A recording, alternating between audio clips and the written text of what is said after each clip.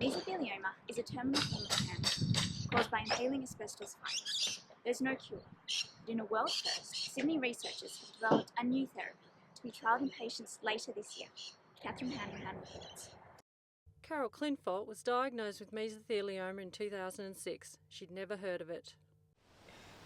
The shock came in and must have lasted for a good 6 months. You go down to the pits. You have the diagnosis, then you're given the prognosis.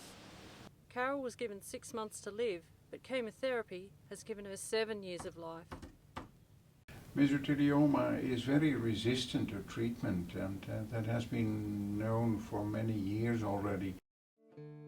James Hardy advertised homes like these made from asbestos in the 1950s and 60s. 1 in 3 homes in Australia still contain asbestos. Asbestos needs to be removed by professionals, and it's banned from being used in new buildings. The people developing mesothelioma now were exposed 40 years ago during the home renovation craze that started in the 1970s. Carol Clinfolt thinks her mesothelioma came from being exposed to asbestos either working for an architect in her 20s or renovating houses with her husband.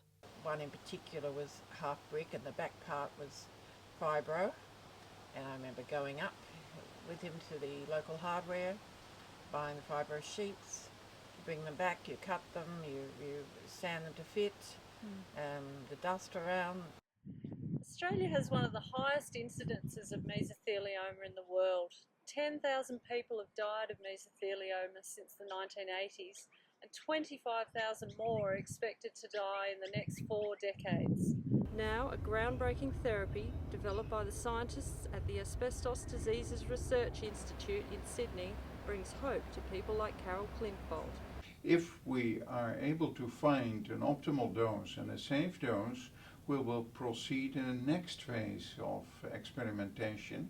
The scientists here discovered that small molecules called microRNAs were downregulated in the tumour cells from mesothelioma patients.